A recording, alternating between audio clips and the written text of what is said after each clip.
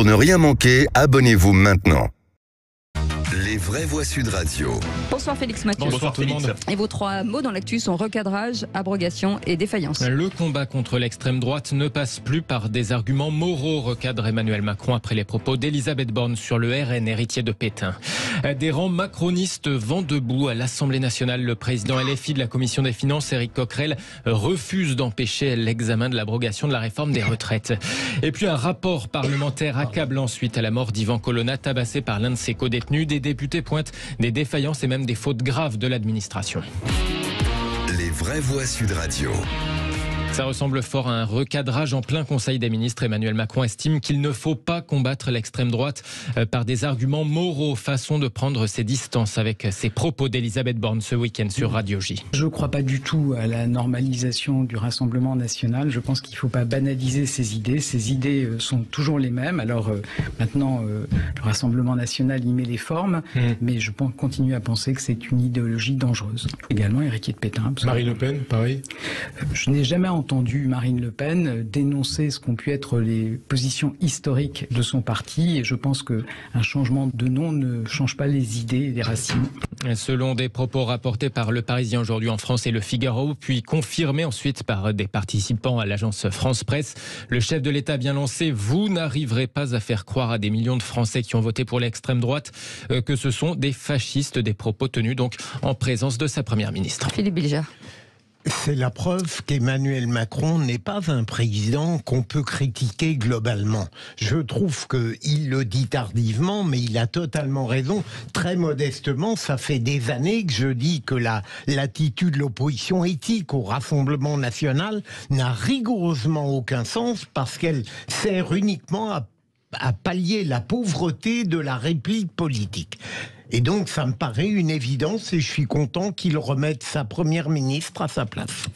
D'abord, Elisabeth Borne n'a parfaitement raison. Je pense que Emmanuel Macron, comme toujours, fait de la démago. Il va picorer au Rassemblement national. Alors, si on ne le combat pas avec des arguments moraux, on se demande avec quoi on le combat. On le combat aussi avec des arguments politiques. Bien sûr qu'il faut combattre moralement l'extrême droite. Évidemment qu'il faut le faire. D'ailleurs, les Italiens s'en mordent les doigts de ne pas l'avoir assez fait avec Giorgia Meloni, et avant avec Salvini.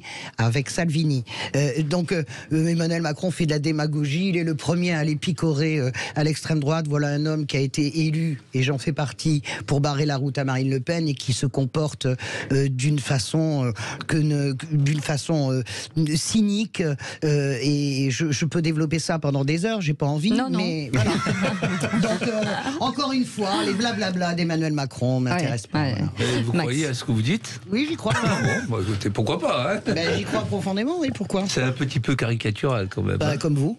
Moi, j'ai rien dit. comme Philippe. On est dans des caricatures. Enfin, mais Max, est-ce qu'il a eu raison de la recadrer quand même sur ses propos au Conseil des ministres? C'est rien. Il faut penser à tous les gens qui votent pour ce parti, quoi. Donc, c'était 42% des Français au dernier deuxième tour.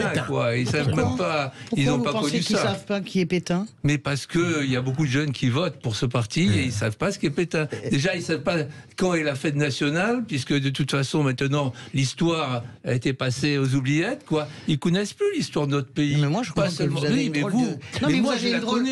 Non mais vous avez une drôle de vision de ce pays. Vous pensez que 42% des électeurs de Le Pen sont des incultes, en fait? Je n'ai pas dit ça, je parle en général. Non, il parlait des jeunes. Je peux vous dire les jeunes, c'est les gens qui ont voté le plus. Mais vous me laissez parler? Oui, je vous laisse parler.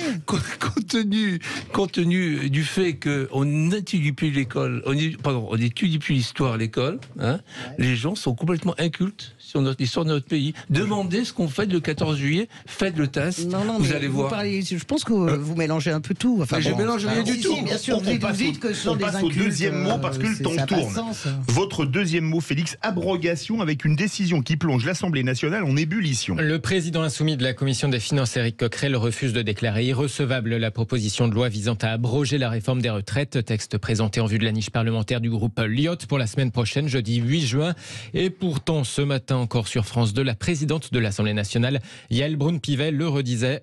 Il ne doit pas y avoir de débat sur cet article qui est clairement anticonstitutionnel. Donc si Éric Coquerel ne prend pas ses responsabilités, est-ce que vous, en président de l'Assemblée nationale, vous prendrez les vôtres? Bien sûr. Donc il n'y aura pas de vote? Nous verrons, mais en tout cas, je prendrai mes responsabilités. C'est la raison pour laquelle je suis présidente de l'Assemblée nationale. C'est ce qu'attendent de moi mes collègues et surtout les Français. Anticonstitutionnel en vertu de l'article 40 selon lequel les propositions de loi d'origine parlementaire ne peuvent pas causer de nouvelles dépenses ou de perte de recettes.